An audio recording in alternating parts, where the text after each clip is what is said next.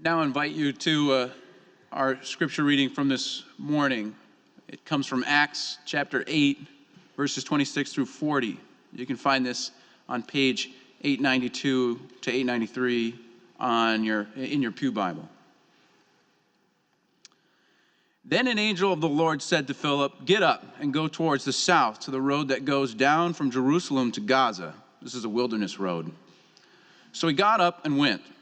Now there was an Ethiopian eunuch, a court official of the Cadence, queen of the Ethiopians, in charge of her entire treasury. He had come to Jerusalem to worship, and he was returning home, seated in his chariot. He was reading the prophet Isaiah. Then the Spirit said to Philip, "Go over to his chariot and join it." So Philip ran up to it and heard him reading the prophet Isaiah. He asked, "Do you understand what you are reading?" He replied, "How can I, unless someone guides me?" And he invited Philip to get in and sit beside him. Now the passage of the scripture that he was reading was this: "Like a sheep he was led to the slaughter, and like a lamb silent before its shearer. So he does not open his mouth.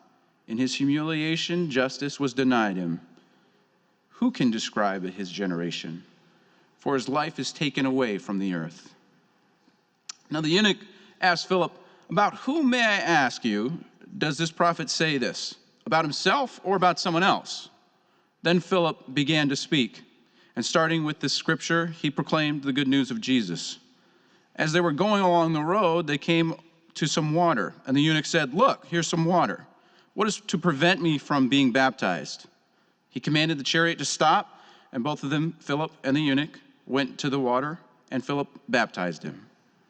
When they came out of the water, the Spirit of the Lord snatched Philip away, and the eunuch saw him no more, and went on his way rejoicing. But Philip found himself at Estos, and as he was passing through the region, he proclaimed the good news to all the towns until he came to Caesarea. This is the word.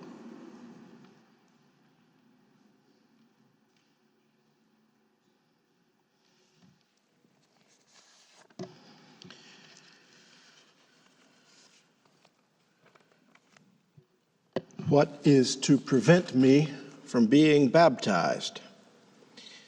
If you can't hear the commingling of deep pain and precarious hope in this question, then consider yourself very fortunate.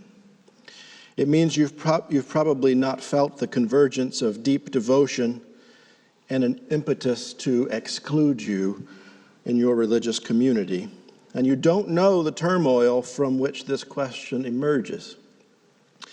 If you missed the self-consciousness about one's body bound up in this question, then you've probably been very lucky to have embodied all of the traits and bodily characteristics deemed normal, beautiful, socially acceptable. And don't feel guilty for being born into that body. It's just going to take a bit of explaining to help you get what's going on here in this text. But if you heard that question, what is to prevent me from being baptized? And were caught breathless for just a second, wondering what kind of awful, demoralizing, painful, deriding answer this man was going to hear in response, then you get it. You get the weight that the Ethiopian eunuch was carrying around with him in that chariot on the wilderness road between Jerusalem and Gaza. It's strange how images of the wilderness keep showing up in this sermon series. It wasn't one of the themes anyone identified in these texts when we selected them to guide us through this exploration on beginnings. There was, several weeks ago, the tohu of Genesis 1, the chaotic void that was the first act of creation. A word in Hebrew, tohu, that could also be translated desert, sending us into Jesus' baptism, out of which he emerged from the water and was led by the Spirit straight away into the desert, the chaotic wilderness. And here we come upon the Ethiopian eunuch on a wilderness road for which the Greek word is just desert. And commentators are befuddled by this detail of the text because the road being described here isn't a desert road. It is the same word, though, used in the story of the feeding of the 5,000 when the disciples came to Jesus and said, "This is a deserted place, and the hour is now late. Send the crowds away so that they may go into the villages and buy food for themselves." And Jesus said to them, "They need not go away. You give them something to eat." So even if the road isn't geographically a desert road, we might get for a moment here what kind of space this Ethiopian eunuch is traveling through, a place of deep wilderness, a deserted place devoid of companions, a place where there is no sustenance in sight, the type of place from which anyone with any sense would say, "Send the crowds away from here. There is nothing for them to eat here. They'll die." And it is the place from Genesis through the baptism of Jesus to the wilderness road of the Ethiopian eunuch, the place where the Spirit moves, bringing about creativity and new life, not despite the chaos and formlessness of the wilderness, but new life brought out of it. A place where Jesus stands before those traveling in the wilderness and says, "They need not go away. You give them something to eat." That's the kind of wilderness we're talking about here, folks, no matter what kind of geography this road traverses. And here we are on the wilderness road where the Spirit swept and swirled and spun over the face of the chaotic desert, saying to Philip, "Get up and go down to the desert road. Get in the chariot with him." Now, the person in the chariot winding his way through the desert place might have surprised Philip, and he is meant to surprise you as readers.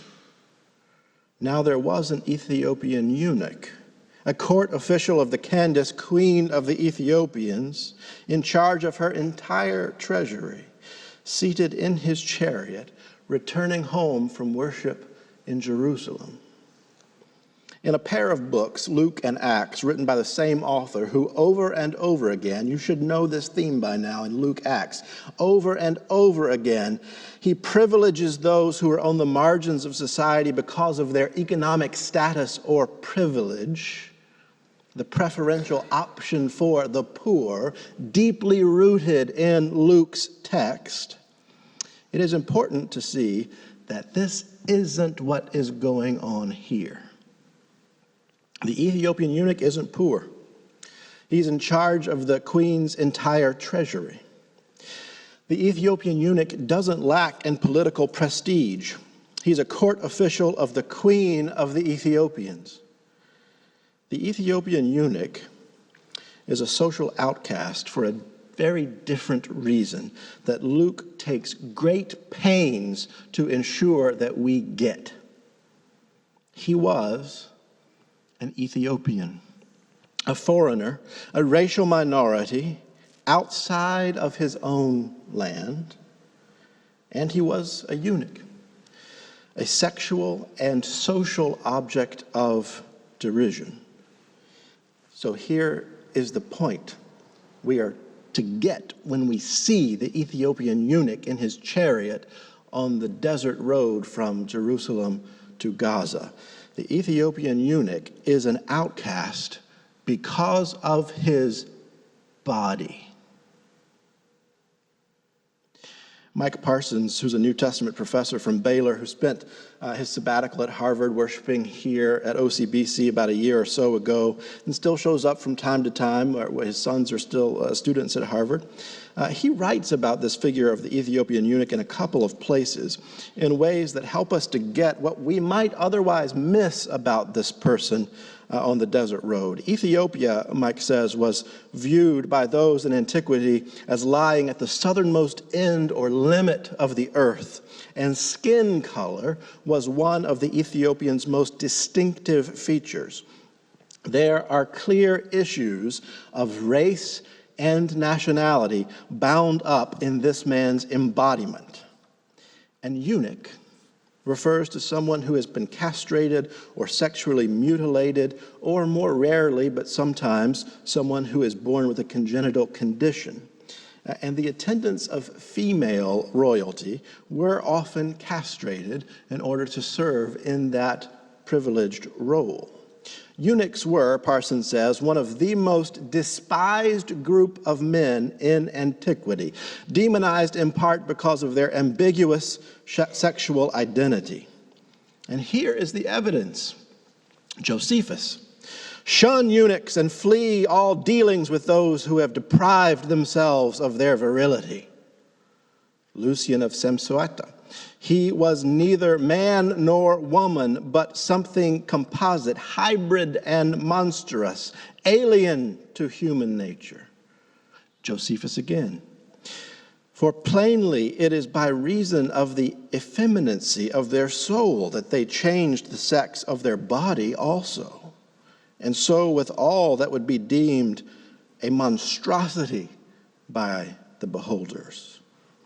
Philo of Alexandria: men who belie their sex and are affected with effemination, who debase the currency of nature and violate it by assuming the passions and the outward forms of licentious women. And Polemo: therefore I have known eunuchs to be an evil tribe. Hence no one is more perfectly evil than he who is born without testicles. Parsons says, in a culture where honor was gender-based, to be sexually ambiguous was to blur clear-cut gender roles and expectations, and thus to bring shame upon oneself and one's community. In addition, the physical body and the corporate social body were thought to mirror each other. So a physical body that was damaged or mutilated had the potential of defiling the social body. The Ethiopian eunuch, as privileged as he was by access to wealth, riding in a chariot, reading an expensive scroll, as much status as he enjoyed as an official in the queen's court, he was an object of shame and derision among the larger social body. And as devout as he was to the worship of God, making a pilgrimage all the way to Jerusalem to worship, he was a religious outcast, always kept at arm's length, a perpetual outsider because of his body. Some of you know that I wrote my Ph.D. dissertation on the religious and spiritual dimensions of suicide experience among LGBTQ people. I listened to hours and hours of stories from LGBTQ people who had survived their suicide attempts after living with the weight of being a religious outcast, of being kept at arm's length in their family and in their church and in their community, of being perpetual outsiders to the faith tradition to which they were so devoted. So for many LGBTQ people, the question, what is to prevent me, is met with the kind of awful, demoralizing, painful, deriding answers that many of you could easily imagine when you heard that question from the lips of the Ethiopian eunuch. And while LGBT people have long taken solace in this text of a sexual and gender outsider being embraced into the kingdom through baptism, the text speaks to us today on many levels. In an era when one's nationality places one in precarious positions whenever bodies cross borders, it demands that we see the Ethiopian eunuch as a stand-in for those whose dead bodies dot the desert landscape of the Southwest.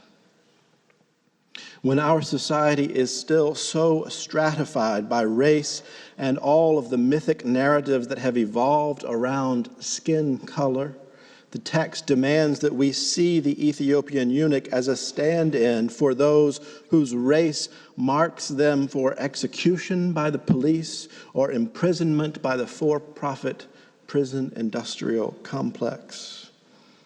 So all who hear the question, "What is to prevent me?" and know in their hearts the commingling of deep pain and precarious hope, an imposed self-consciousness about one's body that keeps returning you to a place of deep wilderness, a deserted place devoid of companions, a place where there is no sustenance for you. You know in a palpable way the good news of this text when it says, he commanded the chariot to stop, and both of them, Philip and the eunuch, went down into the water, and Philip baptized him. It's a story of fulfillment of a promise. Even in the very scroll of Isaiah, the eunuch was reading, the eschatological promise is made, quote, "To the eunuchs who keep my Sabbaths, I will give them an everlasting name that shall not be cut off. And the foreigner who joins themselves to the Lord, these I will bring to my holy mountain and make them joyful in my house of prayer." Now let's be clear about something here. When Philip heard this man's question, "What is to prevent me?" he knew all of the possible answers to this query. Yet, and this is a good word for us liberal Cantabrigians, Philip isn't reacting to the Ethiopian eunuch out of a tender sense of inclusivity and a desire to be seen as more politically correct than his neighbors, or out of wanting to water down the religious tradition's rigors. Philip knows the eschatological promise bound up in the religious tradition they share. And from the beginning to the end, from the first verse to the last in this passage, it is clear what Philip's impetus is. Then an angel of the Lord said to Philip, "Get up and go down to the south to the road that goes down from Jerusalem to Gaza." So he got up and went. The Spirit said to Philip, "Go over to this chariot and join it." When they came up out of the water, the Spirit of the Lord snatched Philip away. The eunuch saw him no more and went on his way rejoicing. Philip responded this day on a wilderness road to a call from the Spirit to enact good news, hearkening all the way back to the prophet Isaiah's eschatological vision. And while the text continues to stand as good news to those whose imposed self-consciousness about their body keeps returning them to a place of deep wilderness, a deserted place devoid of companions, a place where there is no sustenance, it's also a text about where we began when each of us encounters the good news too. 5 times in this short passage, Luke calls this man the eunuch. He will not let you forget what this story is about. It is about his body. And that's where each of us begins too. There is no disembodied Christian faith. When we began, from the very start of our natality, with every beginning again in our life, with the new beginning of baptism and its eschatological promise, we begin as embodied. Old bodies, young bodies, fat bodies, gay bodies, women's bodies, genderqueer bodies, men's bodies, anorexic bodies, trans bodies, mentally ill bodies, lesbian bodies, addicted bodies, bodies with cancer, black bodies, brown bodies, white bodies, bodies on the brink of ending life's bodily existence. That is where we began. your body. So, friends, look, here is water. What prevents you from being baptized?